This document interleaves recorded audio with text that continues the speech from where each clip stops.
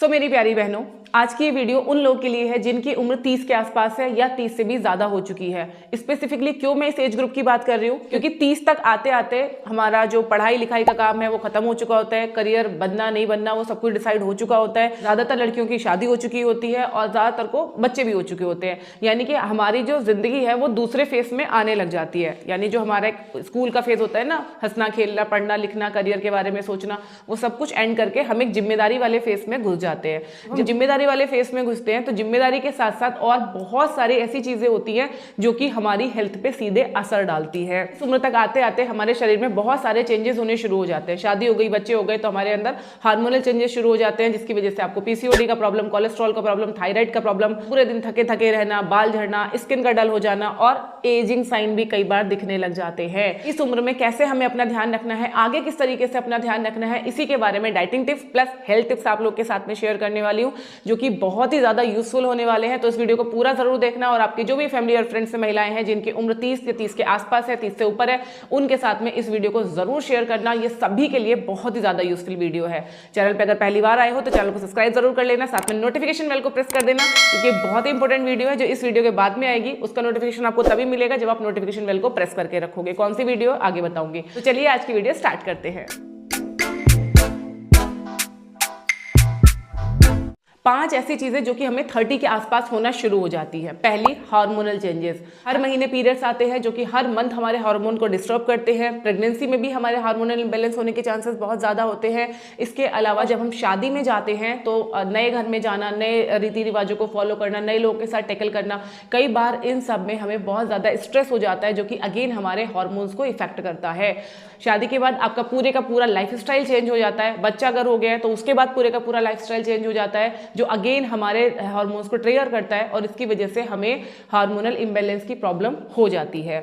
दूसरा, मेटाबॉलिज्म। जैसे जैसे हमारी उम्र बढ़ती है वैसे वैसे हमारा मेटाबॉलिज्म भी स्लो होते जाता है। अगर आप अपनी हेल्थ का ध्यान नहीं रख रहे हो, अगर आप फिजिकल एक्टिविटी ज़्यादा नहीं कर रहे हो, डाइट का आप ध्यान नहीं रख रहे हो, तो आपका मेटाबॉलिज्म स्लो होते चले जाएगा और जैसे जैसे आपका मेटाबॉलिज्म स्लो होगा वैसे वैसे आप वेट गेन करना शुरू कर दोगे। जैसे जैसे वेट गेन होगा, सबसे पहले वेट कहाँ गेन होता है? हमारी टमी पे, पेट के आसपास। इसके भी बहुत सारे रीजन होते हैं। पहला, हार्मोनल इम्बैलेंस। जितना आपको हार्मोन इम्बैलेंस होगा, जितना आपको स्ट्रेस होगा, उतना आपका टमी बाहर आएगा। दूसरा, प्रेगनेंसी भी एक रीजन होता है जिसमें हमारे हार्मोन्स इम्बैलेंस होते हैं, प्लस हमारे मेटाबॉलिज्म को भी वो स्लो डाउन कर देता है। कैसे आपको हार्मोन्स को बैलेंस करना है, कैसे आपको मेटाबॉलिज्म को ठीक करना है, वो सारी चीजें मैं आपको आगे बताऊंगी। पहले हम कारणों की बात कर लेते हैं कि किस कारण से हमारा जो हेल्थ है वो इस उम्र में आके बिगड़ना शुरू होता है। तीसरा, मेनोपॉज। ये एक ऐसी कंडीशन है जो हर महिला की लाइफ में आती ही आती है। 40 के बाद कभी भी आपके साथ ये कंडीशन आ सकती है और आज के टाइम में तो प्री मेनोपॉज हो रहा है, यानी कि टाइम से पहले मेनोपॉज हो रहा है। 32-35 की एज में भी कई महिलाओं को मेनोपॉज के सिम्टम आते हैं और उनको पेरी मेनोपॉज हो जाता है। तो ये सब चीजें क्यों हो रही हैं, क्या रीजन है, कैसे इनको ठीक कर सकते हैं, आगे डिस्कस करेंगे। पहले जान लेते हैं चौथा reason, that is low of energy. यानी कई महिलाओं को पूरा दिन इतनी थकावट रहती है, उनको ऐसे लगता है कि मतलब कुछ भी काम नहीं करो, पूरा दिन इससे सर में दर्द होता रहेगा, कुछ भी करने का मन नहीं करेगा, पूरा शरीर एकदम थका थका दुखा दुखा सा रहेगा। ये एक बहुत बड़ा प्रॉब्लम होता है ज्यादातर महिलाओं के साथ। पांचवा, मसल वीकनेस। मसल्स में इतनी ज्यादा कमजोरी हो जाती है कि 1 किलो वजन उठाने से भी हाथ दर्द हो जाएंगे, 10 मिनट खड़े रहेंगे तो कमर में दर्द हो जाएगा, थोड़ा सा भी चल लेंगे तो पैरों में दर्द हो जाएगा। मतलब 30 साल की उम्र में हालत ऐसी हो जाती है जैसे आप 60-70 साल के कोई बूढ़े हो, उनसे भी ज्यादा कई बार खराब हालत हो जाती है। और हमें समझ में नहीं आता कि ये सब चीजें हमें क्यों हो रही हैं। बाल झड़ने लग जा रहे हैं, स्किन एकदम डल हो जा रही है, इस तरीके के बहुत सारे इशू होते हैं। सिर्फ स्किन सिर्फ डल नहीं हो रही है बल्कि स्किन लूज भी हो रही है, चाहे आपके ब्रेस्ट मसल्स हो, चाहे आपके फेस की स्किन हो, चाहे आपके हाथों पैरों की स्किन हो।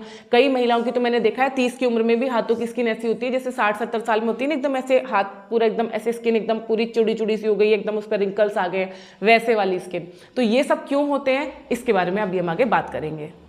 तो देखो, जितनी भी प्रॉब्लम्स मैंने आपको बताई हैं, चाहे आपका हार्मोनल इंबैलेंस हो, चाहे आपका लो एनर्जी हो, चाहे आपके स्किन का डल होना हो, बालों का झड़ना हो, जो भी आपकी ये प्रॉब्लम्स हैं, इन सब का सबसे बड़ा जो रीजन होता है दैट इज स्ट्रेस। अगर आप बहुत ज्यादा स्ट्रेस लेते हो, हर चीज के बारे में सोचते रहते हो, हर चीज के बारे में खुद को जिम्मेदार मान के चलते हो, हाउसवाइफ हो और अगर आपको ये भी पता है कि आप इस घर के लिए कितनी इंपॉर्टेंट हो, तो आपकी सेहत का ध्यान रखना आपको बहुत ही ज्यादा जरूरी है। कैसे ध्यान रखना है वो मैं आपको आगे बताऊंगी। दूसरा, अगर आप वर्किंग हैं और हाउसवाइफ भी हैं तो आपके पास स्ट्रेस होने के चांसेस भी डबल हो जाते हैं, डबल काम होने की वजह से। लेकिन डबल काम का मतलब डबल स्ट्रेस लेना नहीं है, क्योंकि जितना ज़्यादा आप स्ट्रेस लेते जाओगे उतनी ज़्यादा अपनी हेल्थ को और ख़राब करते जाओगे। तो आपको स्ट्रेस मैनेजमेंट आना चाहिए, आपको समझ में आना चाहिए कि मुझे क्या करना है। स्ट्रेस मैनेजमेंट के ऊपर अगर आप एक वीडियो चाहते हो, कंप्लीट वीडियो चाहते हो, कमेंट सेक्शन में स्ट्रेस मैनेजमेंट लिख दीजिए, मैं इसके ऊपर एक पूरा वीडियो लेके आऊँगी। दूसरा कारण होता है हम अपनी डाइट का ध्यान नहीं रखते हैं। अब आप में से कई महिलाएं बोलेंगी कि भाई मेरे पास तो टाइम ही नहीं है कि मैं अपनी डाइट का ध्यान रखूं या मैं अपने लिए कोई डाइट प्लान फॉलो करूं। तो देखो, डाइट प्लान फॉलो करना जरूरी नहीं है, अब छोटी छोटी बातें आप याद रख लो।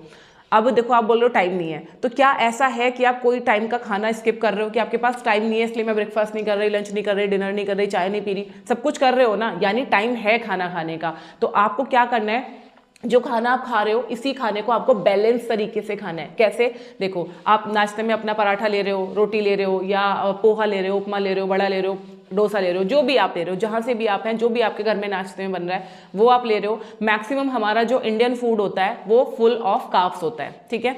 आपको क्या करना है, उसमें थोड़ा सा आपको प्रोटीन और ऐड करना है। जैसे कि आप इडली खा रहे हो तो जो हमारी रेगुलर इडली होती है इसमें आप दाल की मात्रा बढ़ा सकते हैं। आप ग्रीन मूंग की दाल का इस्तेमाल इसमें कीजिए, थोड़ा ज़्यादा क्वांटिटी में कीजिए, तो आपका यहाँ से प्रोटीन आपका बैलेंस हो जाएगा, ठीक है। पराठा अगर आप ले रहे हो तो कोशिश करो कि आप पनीर का पराठा लो, या सोया चंक्स की सब्जी के साथ में पराठा लो, या सोया चंक्स की भुर्जी के साथ में आप पराठा लो। इस तरीके से आप अपने प्रोटीन को बैलेंस कर सकते हो। प्रोटीन को प्रॉपर कैसे बैलेंस करना है, किस खाने में कितना प्रोटीन है, इजीली कैसे बैलेंस कर सकते हो, उसके ऊपर मैंने ऑलरेडी एक वीडियो बनाया हुआ है, जिसका लिंक मैं आपको इसी वीडियो के लास्ट में दे दूंगी, एक बार चेकआउट आप जरूर करना। ध्यान रखना, जब भी आपके दिमाग में ये चीज आए कि मेरे पास टाइम नहीं है, तो सोच लेना कि खाना खाने का टाइम तो है ना, तो जो सबके लिए बन रहा है उसी को आप कैसे और न्यूट्रिशियस बना सकते हो, बस ये आपको सीखना है। अलग से डाइट प्लान नहीं भी फॉलो करोगे तो चलेगा। अब आती है बात बैलेंस मील की, ठीक है। बैलेंस मील में दो चीजें आती हैं, एक तो आपका न्यूट्रिशन, दूसरा आपका अमाउंट। न्यूट्रिशन के बारे में हमने बात करी है अभी, कार्ब्स आपको मिल जाता है बिना सोचे, मतलब आपकी जो रोटी चावल दाल है सब कुछ इसमें, सब में कार्ब होता है। फैट्स आपको इजीली मिल जाता है, क्योंकि जो भी हमारे यहाँ दाल सब्जी बनती है सब में तड़का लगता है, सब हम घी भी डाल के रोटी पे लगा के खाते हैं, तो फैट्स भी आपको मिल गए। तीसरी चीज आती है फाइबर, वो आपको फल और सब्जियों से आराम से मिल जाता है। प्रोटीन कैसे करना है मैनेज, वो मैंने आपको बता दिया। अब बात आती है क्वांटिटी की, कि हम कितनी क्वांटिटी में खाएं। तो देखो, मेरे चैनल पे ना मैंने वीडियोस बनाए हुए हैं कैलोरी काउंट के हिसाब से, कि कितनी कैलोरी का डाइट प्लान है। उसमें मैंने प्रॉपर मेंशन किया है कि किस खाने में कितनी कितनी कैलोरी है, किस चीज से आपको कितनी कैलोरी मिल रही है, ठीक है। कुछ इस तरीके की वीडियोस भी हैं जहां मैंने ये बताया कि कौन से खाने से कितनी कैलोरी मिलती है। तो एक बार जाके आप 1 घंटे का टाइम आप निकाल लो सिर्फ, और 1 घंटे में वो सारी वीडियो देख डालो, ठीक है। इससे आपको बहुत कुछ सीखने को मिलेगा। 1000 कैलोरी का डाइट प्लान है, उसको आप देखोगे तो फिर आप उसी से आप कैलकुलेट करना आप कितनी कैलोरी खा रहे हो, अप्रॉक्स आइडिया आपको जरूर लग जाएगा, ठीक है। अब आप अगर ये सोच रहे हो कि भाई मेरे लिए कितनी कैलोरी मुझे चाहिए, तो ये वीडियो मैंने बनाया है BMI BMR कैलकुलेटर का। अपना BMI आप चेक करो, जिससे आपको ये पता चलेगा कि आप कितने ओवरवेट हो। BMR कैलकुलेट करो, जिससे आपको ये पता चलेगा कि आपको कितनी कैलोरी के खाने की रिक्वायरमेंट है, कितनी कैलोरी आपको डेली बेसिस पे चाहिए स्वस्थ रहने के लिए, ठीक है। तो ये डाइटिंग टिप्स आपको जरूर से ध्यान रखने हैं। 3 चीजें आपको जरूर पता होनी चाहिए, आपका BMI यानी कितना वजन आपको घटाना या बढ़ाना है, BMR यानी कि रोजाना आपको कितनी कैलोरीज खानी है, और तीसरी चीज है आपका फिजिकल एक्टिविटी। ये भी आपको जरूर ट्रैक करना चाहिए कि अगर आप 1000 कैलोरीज ले रहे हो तो फिर आप फिजिकल एक्टिविटी क्या कर रहे हो। अगर आप हाउसवाइफ हो तो रिसेंटली मैंने एक वीडियो अपलोड करा था कि एक जो आपके घर के काम होते हैं इसमें आपकी कितनी कैलोरीज बर्न होती हैं, वो भी आप एक बार जाके देख सकते हो। अगर आप वर्किंग लेडीज हैं और अपने लिए डाइट प्लान चाहते हैं तो कमेंट सेक्शन में आप डाइट प्लान लिख दीजिए, मैं समझ जाऊंगी कि जो भी लोग डाइट प्लान लिख रहे हैं वो सब वर्किंग है, क्योंकि हाउसवाइफ के ऊपर मेरे चैनल पे ऑलरेडी वीडियो अवेलेबल है, एक बार जाके चेकआउट कर लेना। तो ये तो बात हो गई हमारे डाइट से रिलेटेड।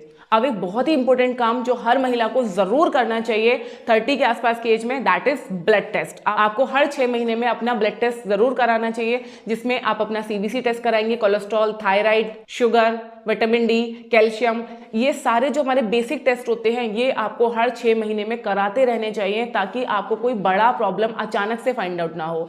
ऐसा नहीं है कि आपको कोई भी प्रॉब्लम अचानक से होता है, नहीं, सिम्टम आपको पहले से दिखने शुरू हो जाते हैं। मान लीजिए आपके बाल झड़ रहे हैं, हमेशा आप लो लो फील कर रहे हो, अचानक से वजन आपका तेजी के साथ में बढ़ रहा है, पेट आपका अचानक से निकल रहा है, या हमेशा आपको थकावट रहती है, थोड़ा भी चलने से सांस फूलती है, तो ये सारे अलग अलग सिम्टम हो सकते हैं आपके थायराइड के, आपकी बॉडी में कोलेस्ट्रॉल बढ़ने के, या आपका बीपी इम्बैलेंस होने के। तो आपको हर 6 महीने में ये सारे टेस्ट एक बार कराते रहने चाहिए, जिससे कि आपको पता रहे कि आपके बॉडी में फंक्शन ठीक से हो रहा है या नहीं हो रहा है, या किसी पर्टिकुलर न्यूट्रिशन की आपके अंदर डेफिशिएंसी तो नहीं आ रही है। 30 के बाद कैल्शियम की डेफिशिएंसी होना, विटामिन डी की डेफिशिएंसी होना, आयरन की डेफिशिएंसी होना, ये सब कुछ बहुत नॉर्मल है।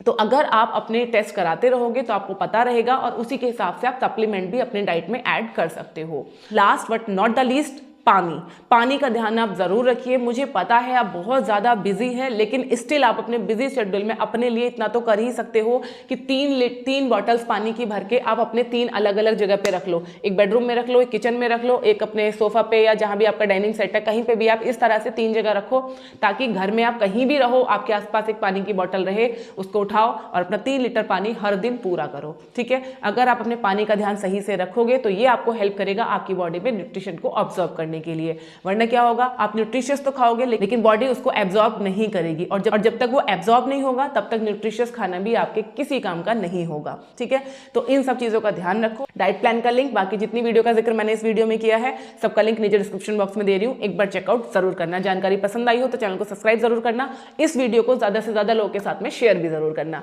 तो चलिए मिलते हैं नेक्स्ट किसी वीडियो में, तब तक अपना ध्यान रखिए, खुश रहिए, फिट रहिए। Thank you.